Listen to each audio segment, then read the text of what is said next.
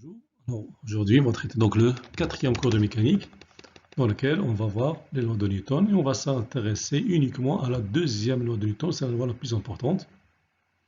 Alors, cette deuxième loi, qu'est-ce qu'il dit? Dans un repère galiléen, la somme des vecteurs force appliqués à un solide, elle est égale au produit de sa masse et du vecteur accélération de son centre d'inertie. Mathématiquement, on va écrire sigma des forces, c'est-à-dire la somme des forces, égale au produit de la masse et de l'accélération. Alors, je suppose que ce solide-là, il est soumis à trois forces, par exemple. Je vais écrire F1 plus F2 plus F3 égale à MA. Alors, c'est une relation vectorielle, donc, à laquelle cette relation vectorielle va nous donner lieu à deux relations scalaires, c'est-à-dire en faisant la projection sur l'axe des x, on va obtenir F1x plus F2x plus F3x égale à x. Et en faisant la projection sur l'axe y, on va obtenir F1y plus F2 plus F3 égale à MY. Donc, une relation vectorielle, ça donne lieu à deux relations scalaires. Alors, F1x et F1y sont les composantes du vecteur F1. F2x et F2y sont les composantes du vecteur F2. F3x et F3y sont les composantes du vecteur F3. Avant d'appliquer cette loi, on doit d'abord préciser le système étudié. Faire l'inventaire des forces extérieures appliquées sur ce système. C'est-à-dire connaître quelles sont les forces appliquées, faire un inventaire des forces. Faire un schéma bien soigné, c'est très important. Dans ce schéma où on doit représenter les forces appliquées, le repère d'étude, c'est-à-dire l'axe X et l'axe Y, il faut représenter les axes. Alors généralement, on fait les exercices, on vous donne des axes. Préciser l'origine du repère. Donc si on vous donne les axes, donc on vous donne aussi l'origine. Et généralement, on précise aussi l'origine des dates. Donc, et après, on va projeter ces forces dans l'axe qui convient. Alors là, ce mot qui convient. Donc la projection se fera soit sur X, soit sur l'axe Y. Ça dépend de la question. Ça dépend de quoi? Qu'est-ce qu'on cherche? Alors là, vous voyez que cette deuxième loi de Newton, il relie les forces à l'accélération. Donc, l'application de cette loi sera dans le but soit de déterminer une force, soit de déterminer une accélération. Donc, ça dépend. Si on cherche l'accélération, on doit toujours projeter sur l'axe où il y a mouvement. Si on cherche une force, on projette sur l'axe à qui appartient cette force-là. On va faire des exemples pour bien voir. Alors là, comment projeter une force F? Alors là, j'ai un axe X, voilà, et un axe Y. Alors j'ai l'axe des X, et j'ai l'axe Y, et j'ai une force F représentée comme ça. Voilà la force F, voilà le vecteur force. Alors si je projette ce vecteur dans l'axe des X, donc vous voyez que la projection se fera de manière orthogonale. Alors vous faites une projection orthogonale comme ça. Une projection orthogonale comme ça va donner le vecteur fx, c'est ça. Donc vous voyez que fx c'est exactement le même que f. Alors que la projection sur y, ça va donner 0 puisque cette force est perpendiculaire à y. Donc généralement, lorsqu'une force est parallèle à un axe, sa projection c'est elle-même. Mais il faut faire attention au sens. Si une force, un vecteur est perpendiculaire à un axe, sa projection dans cet axe est nulle. Alors la même chose ici. Alors le vecteur force F, il est perpendiculaire à l'axe des X, donc c'est Fx qui est nul. Et il est parallèle à Y, donc Fy c'est moins F. Pourquoi moins? Parce que le vecteur F a un sens opposé à Y, donc on va vers un signe moins ici. Alors si une force F, il n'est ni parallèle ni perpendiculaire, donc il y aura une force F qui est inclinée par un angle que je vais appeler l'angle alpha. Voilà. Alors la projection de F sur l'axe c'est Fx. Vous voyez dans ce triangle rectangle, le fx c'est un côté adjacent, donc ça va donner un f cos alpha. Alors que le fy c'est le côté opposé, le fy vous pouvez le mettre ici. Vous pouvez faire une translation de ce vecteur, voilà fy.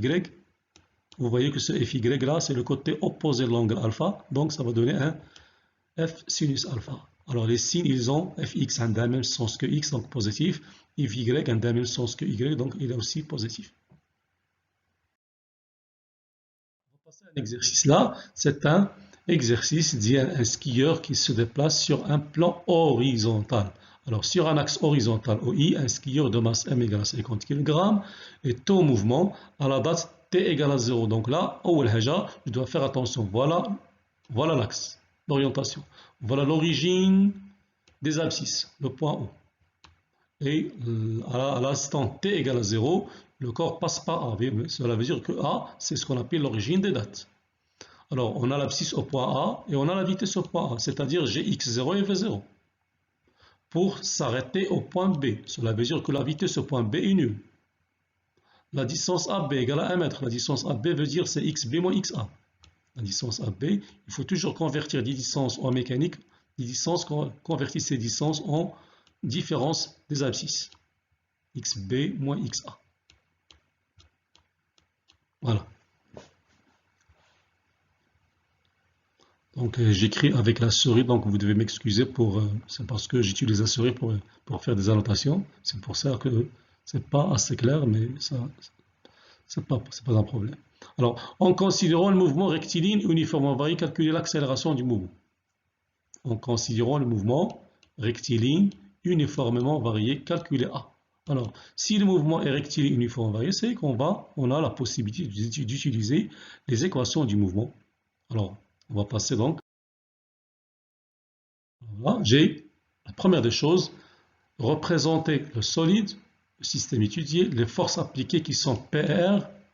J'ai projeté la force R, je l'ai décomposée en deux, F et Rn. Je représentais l'axe X, je représentais l'axe Y, l'origine des abscisses, et A, l'origine des dates. Donc A, origine des dates. Voilà, au point A, c'est A, origine des dates. Donc la date 0, donc XA, c'est X0.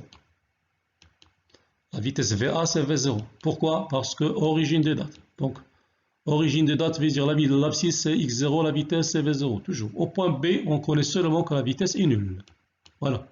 Donc, on ne connaît ni la date, ni l'abscisse. Alors, la distance AB, c'est XB moins XA. Donc, puisque la distance AB est donnée, l'abscisse XA est donnée, donc je peux connaître XB. Donc, XB, c'est 3 mètres. Alors, le mouvement se fait avec frottement. C'est pour ça que la force R, elle a été représentée inclinée dans le sens opposé au mouvement. Voilà le sens du mouvement. Donc, la force R, elle est inclinée dans le sens opposé au mouvement. Et cette force R, elle est décomposée en F et Rn. Alors, avec F, c'est ce qu'on appelle la force de frottement. C'est aussi la composante tangentielle que l'on note RT. Avec Rn, c'est la composante normale de R. En considérant le mouvement rectiligne uniforme, on va calculer l'accélération. Le mouvement rectiligne uniformément varié. On calcule l'accélération. Donc on va utiliser les équations du mouvement. V égale à AT plus V0, X égale à 1 demi. Voilà les équations pour un mouvement rectiligne uniformément varié. Alors, on connaît la vitesse au point B. Donc la vitesse au point B va me permettre de calculer quoi? La date. Alors la date, je ne peux pas calculer la date parce que j'ai deux inconnus. L'accélération inconnue, la date est inconnue pour le point B. Nefchi, l'abscisse au point B, je connais x au point B, mais je ne connais pas la date, je ne connais pas l'accélération. Donc j'ai deux équations avec deux inconnus. Donc c'est un système d'équations. Donc la vitesse au point B, c'est ATB plus VA. En utilisant l'équation de la vitesse, je remplace V0 par VA. Et la date T par TB. Donc je vais calculer d'abord, trouver l'expression de TB, c'est moins VA sur A. Et puis je passe la deuxième relation de X. XB, c'est X à la date TB. Que je vais écrire 1 demi ATB carré. Donc je vais remplacer dans cette écriture la date par moins VA sur A, puisque c'est un système d'équations. J'ai trouvé la première inconnue TB à partir de la première équation que je vais remplacer dans la deuxième équation pour trouver une relation qui comporte une seule inconnue. Donc XB moins XA, c'est 1 demi ATB carré plus VATB. Je remplace le TB par cette expression-là. Donc AB qui est la distance AB moins XA, c'est AB. Ça, c'est AB. Voilà, XB moins XA, c'est la distance AB. Voilà. Égal à 1 demi. Et je remplace la date par moins VA sur A. Voilà la relation. Vous remplacez la date par moins VA. Nefchina, la date TB, je remplace. Et donc, vous trouvez donc une équation qui contient une seule inconnue liée à l'accélération. Alors, vous faites un même dénominateur ici. Voilà. Donc, l'accélération, c'est moins VA carré sur 2 fois AB. Donc, on trouvera donc moins 2 mètres secondes moins 2. Une fois l'accélération, En appliquant la deuxième loi de Newton, donc je refais le schéma devant moi pour pouvoir appliquer cette deuxième loi. Alors la somme des forces égale à MA. Donc dans cette question, on cherche la force de frottement, on cherche F. Alors les forces sont P et R. J'ai remplacé R par F plus Rn, puis puisque cette force F, il appartient à l'axe des X, je vais projeter cette loi, cette expression vectorielle, dans l'axe des X pour calculer cette force F. Donc on projette sur X. Alors pourquoi sur X? Parce que le but c'est calculer une force qui appartient à l'axe des X. Donc je vais projeter sur cet axe. Alors la projection de P il est perpendiculaire, donc ça va donner 0. La projection de F, il est parallèle d'un signe au sens opposé, donc il sera négatif. La projection Rn est perpendiculaire, sa projection est nulle. Donc la force F c'est moins ma. Donc application numérique, je remplace M par 50 kg, la masse en kg, l'accélération par moins 2, avec ce moins, ça va donner 100 newtons. Voilà. Je passe à l'autre question.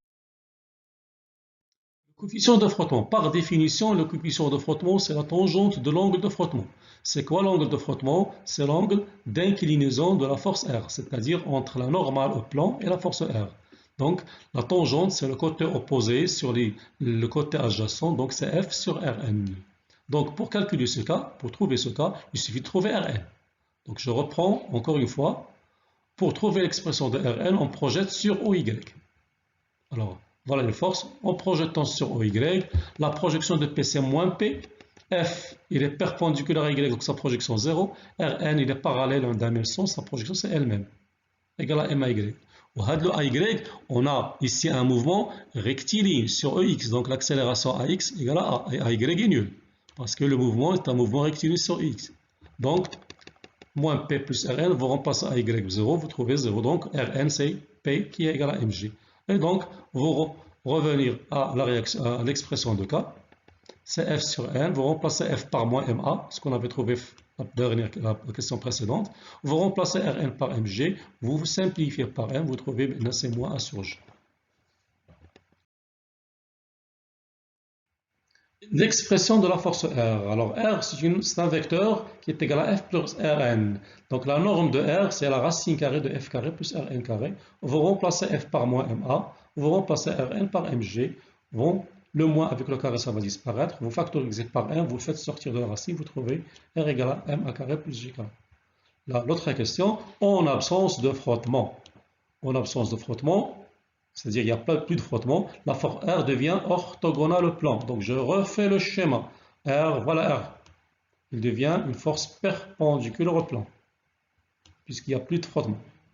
Alors, en absence de frottement, la question, que devient le mouvement? Quelle est la nature du mouvement dans ce cas? Je vais appliquer le deuxième. Voilà, le schéma toujours devant moi. Pour travailler, il faut toujours avoir un schéma devant vous. Alors, sigma des forces égale à MA, la somme des forces P plus R égale à MA. Vous projetez où? Puisque je cherche l'accélération, je vais projeter sur l'axe où il y a mouvement, c'est-à-dire sur l'axe X. Alors, en projetant, la projection de P, c'est 0 puisqu'il est perpendiculaire. La projection de R aussi 0 puisqu'il est perpendiculaire égale à MAX. Et vous cherchez donc l'accélération AX égale à 0. Donc on a un mouvement rectiligne sur l'axe X dont l'accélération est nulle. Qu'est-ce qu'on peut conclure? Que le mouvement est rectiligne uniforme. Donc la vitesse est constante. C'est-à-dire la vitesse est constante quelle que soit la date t.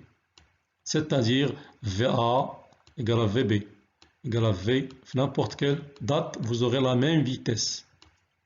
Donc, on ne va pas s'attendre à encore s'arrêter au point B, parce que pour qu'il s'arrête au point B, il faut que la vitesse devienne nulle. Donc, pour passer d'une valeur à une, c'est-à-dire qu'il va diminuer. Là, il ne va pas diminuer. Il n'y aura pas de diminution de vitesse, puisqu'il n'y a pas de force qui s'oppose au mouvement, qui va provoquer cette diminution. Toutes les forces sont perpendiculaires à l'axe. Donc, toutes les forces, les PR, ne vont pas influencer sur le mouvement. Donc les forces, ils n'ont aucun effet sur vous. Ils ne vont ni augmenter sa vitesse, ni diminuer sa vitesse. C'est pour ça que la vitesse reste constante. Alors que dans le cas où il y avait frottement, on avait une force F qui s'opposait au mouvement, qui était comme ça. C'est cette force qui a provoqué la diminution de la vitesse. Alors, La dernière question, c'est calculer la date TB. À quelle date il va arriver au point B? Donc, pour calculer une date, on va trouver donc, on va utiliser les équations, les formes de temps. Donc, quelle équation? Pour un mouvement uniforme, on n'a qu'une seule équation, c'est l'équation horaire. X de t égale à Vt plus X0. Donc, au point B, écrivez cette relation au point B, c'est X à la date TB. Là, il y a VTB plus V0, V0 c'est plus X0 ici, c'est pas V0, pardon, c'est plus X0 lié X le point A, c'est X, c'est pas V, c'est X là. Alors, c'est une petite erreur ici, c'est X et non pas V. C'est X au point A. Donc, XB moins XA sur V, c'est la date TB. Et vous trouvez donc, c'est XB, c'est AB sur V. AB fait 1 mètre, la vitesse fait 2. Vous trouvez donc 0,5 secondes. Et comme ça, on a fini donc notre exercice. Merci de votre attention.